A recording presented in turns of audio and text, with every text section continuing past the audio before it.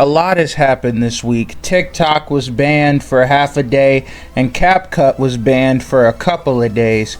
Regardless, CapCut is back, and so we are back. With that, I say, welcome back to episode 3 of Over Underrated. But today is a bit of a twist. Instead of talking about a specific car brand, we'll be talking about various JDM car enthusiast cars from the 90s.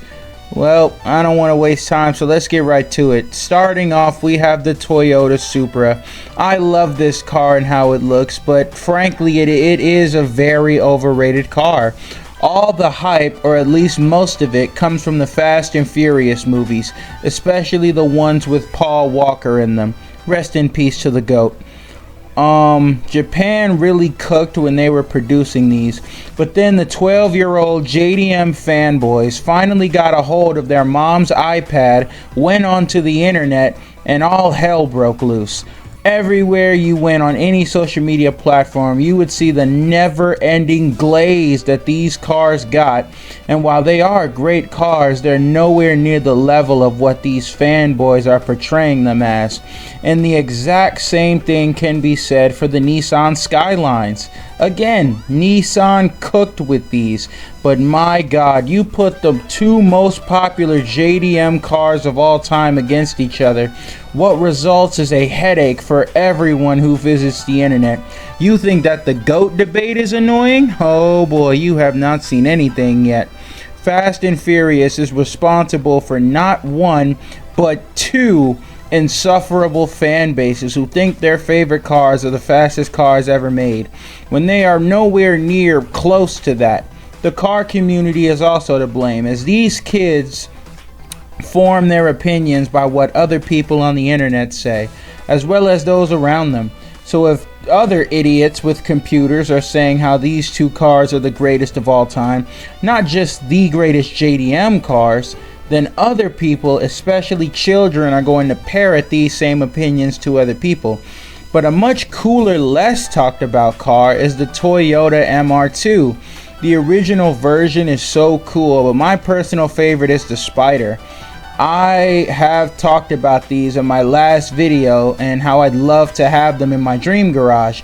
But it goes without saying, these are criminally underrated. Literally no one talks about them, and it really is a shame considering how overshadowed these cars are by other JDM cars as well as the car community. So this one is a tough one, as the Honda Civic hasn't garnered a reputation negative enough to put it as an overrated car, but it's also definitely not in the underrated category due to its popularity alone.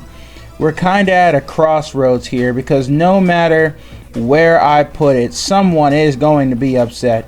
As J. Cole said, "Fool me one time, shame on you. Fool me twice, can't put the blame on you. Fool me 3 times, well, you know the rest." I say this because Fast and Furious has produced not 1, not 2, but 3 groups of die-hard fans who are willing to go to war over these cars. Civic fans are chiller than the other two, but even they have their moments. The next car is the Lexus LS400. These cars are great, and they aren't as popular as they should be. A classy, luxurious Japanese V8 that not only has great looks, but power to boot as well. It's like that one girl in class who looks like a princess, but she could get down and dirty with the best of them. Incredible cars, extremely underrated, and I hope that these cars eventually get the love that they truly deserve. The next car is the Mitsubishi GT3000. You rarely ever hear about these cars being mentioned, and it's truly a shame. Mitsubishi has really gone downhill over the years, and they went from making automotive masterpieces like these to electric mom cars that won't even make it long enough to see 2030.